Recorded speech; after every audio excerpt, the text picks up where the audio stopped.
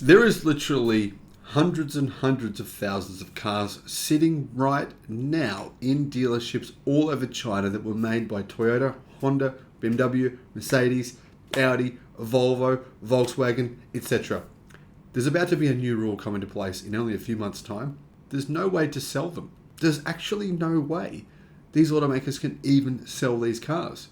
They're discounting them to the point where they are going to lose billions of dollars because China is about to institute a new emissions rule, which will mean these cars can't actually even be sold. This is a catastrophe for Legacy Auto. The fact that mainstream media isn't reporting on any of this it's crazy. It's absolutely insane. They don't even care. But we're talking about, this is a global catastrophe. It's happening right now. And they're just pretending or don't even know that it's happening. Probably don't even know. Hello, my friends. Welcome to the channel. Great to see you. Thank you for tuning in. Today we saw XPeng's earnings. Big problems. Big problems. I want to talk about that in a different video, but I'm going to show you the difference between XPeng and Tesla. Why companies like XPeng and NIO are finding it hard to make profits versus Tesla. There's one little reason that people don't realize.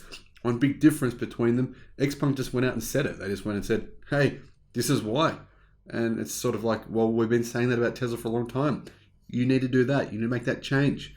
However, probably even more significant, in fact, much more significant than anything about Tesla or XPeng is what is happening in China, because China is about 35% of the global car market. But more importantly, 75% of all EVs are made in China. 50% of the Volkswagen Group, basically the equal biggest automaker conglomerate in the world, 50% of their profit worldwide comes from China.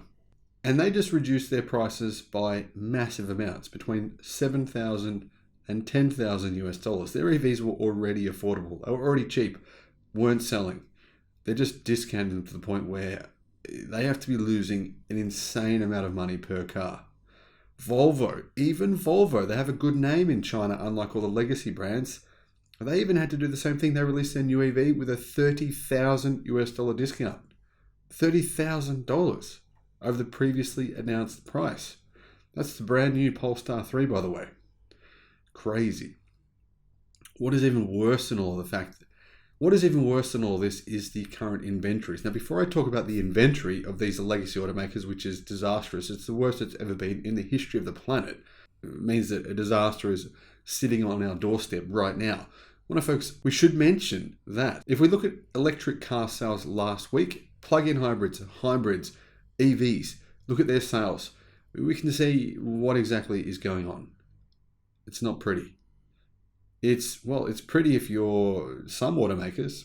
I mean, really only two, Tesla and BYD, then it's pretty.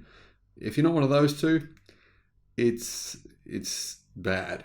Really, really bad. Now, Automotive News, which is a really good trusted source of news, says that legacy automakers in China right now have the biggest inventory that they've had in a decade or more. Basically in recorded history, where we actually knew the inventories of car makers in China, the biggest inventories. In other words, they have more than 2 months of vehicles just sitting around in parking lots. They don't know what to do with them. BMW is discounting their new 3 Series electric cars by $20,000 US. Now, that might not sound like that much, but if the car only cost $55,000 US in the first place, it's basically a 50% discount. In fact, some dealers have discounted them by 50%. The thing is, the majority of cars that BMW sell are cars that people no longer want. Now, if we have a look at the EV sales last week, I'm talking EVs, new energy vehicles. Now, of course, new energy vehicles are a reference to plug-in hybrids, and electric cars. The majority, though, in China, about 70% are fully electric. So really, that's where the money is. That's where the future is. But anyway, we have a look at the numbers. BYD, 37,000 sales last week. That's according to the insurance registration. So this just gives you an idea from a brand perspective for the week. Last week, BYD 37,000. Tesla was second in China with 17,000.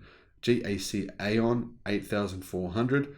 Wuling 5,400. So Mary Barra, I'm sure, will claim that General Motors were third place in China in in the, it's pretty funny. Mary Barra's comments, aren't they? Hey, at least it gives us some light entertainment. She says some funny stuff. Anyway, GAC placed above General Motors. I don't know what she's going to have to say about that. But anyway, the Wuling Hongwan Mini EV is still a very good seller. Of course, they don't really make any profit on it. Last I checked, it was $27 profit per car. But who cares? I think they're great. Wuling was fourth. Li Auto next. Chang'an, Geely, NIO. NIO had a pretty down week. Not a great week. Geely, NIO, Denza. I mean, isn't this ridiculous? Denza is BYD's sub-brand that they haven't given a crap about for years. They admit they don't even care about Denza. They've done nothing. They still outsold every legacy automaker in China when it comes to NEV registrations. Outsold every one of them for a brand that they don't even care about. They've put so minimal effort into it. They said that publicly. Now, technically, Mercedes-Benz will probably claim those sales for their own, because Mercedes-Benz own 20% of that, or it's either 10 or 20% of that joint venture company with BYD. Of course, the cars are just BYD vehicles. Mercedes, I don't know, they spent a little bit of money on that company. They originally owned 50% in that joint venture, but BYD bought them out. And then, right after they bought them out, they released 2 new electric cars, one of which is on sale now. So BYD are outselling Mercedes, BMW, Volkswagen, Nissan, Toyota, every legacy automaker in China based on a single van. A single van. That is crazy. So next, after Denza, we have the Volkswagen brand with 1,687 sales. Denza outsold Volkswagen with one van. Xpeng, 1,635. Smart, 1,495. Then BMW, 1,486, followed by Geometry with 1,412, Cherry 1,295, Zeekr 1,043, Aura 1,036, Nita 988. As you can see, legacy, the brands that we know, the brands that are in the West, represent about 10% of NEV vehicle registrations in China, about 10%. And it just so happens that these brands now have massive inventories, massive amounts of gasoline-powered cars sitting in their dealerships gathering dust. And it's actually getting worse. Dealership inventories of foreign mass market brands keep on rising. The average backlog at new vehicle stores marketing foreign mass market brands and producing in China rose to a 65-day supply in February. I should point out sales from Toyota down 30% this year. Nissan, same thing. Honda, same thing. This is their biggest market in the world.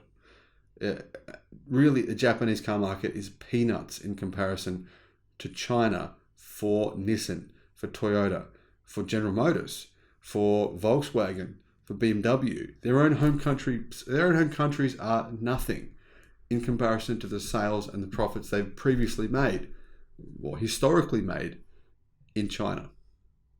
And that's changing. In a very, very short space of time, these automakers will have lost insane amounts of money. We're talking many tens of billions of dollars. It's never going to be gained back. They cannot possibly gain back this market share. Why would people think that would happen? It's not going to happen. These companies now, on average, have around a 70-day supply of cars, the most that they've had in more than a decade. And that increased from a 57-day supply only weeks ago. It just keeps on getting longer and longer and longer. So what's happening is their factories are basically running at like very minimal capacity. Apparently, most factories for Toyota in China are running at 30% capacity. Now, Toyota is telling you, they're saying this in North America, they're saying this in Australia, they're saying this in Europe, they're saying, oh, we have so much demand, we just can't make enough cars. We have a supply chain shortage. Is that really actually accurate? Or are they playing another game? Are they playing a bit of a politics game? That's what I think it is. Now, the trade group blamed the increase, the trade group as in the legacy automakers in China, blamed the increase in dealership stockpiles on racism. No, actually, I know I say that as a joke, but I mean, some of them have done that. Some of them have said it's anti-Japanese sentiment. And when the anti-Japanese sentiment goes away, Honda in particular said this, it's all going to be fine. It's all going to be fine when people stop being racist towards Honda because it's Japanese. Okay, for one, I lived in China for quite a long time. People love the Japanese. They look at them as like these being this race where they think, oh, the Japanese are so cool. That is the reason. That is really the only reason they buy their cars. There's nothing that stands out about a Honda or a Toyota or a Nissan vehicle. There's nothing that's like where you go, oh, hey, whoa, look at that. That's a cool feature. Tell me what it is, if you can think of one.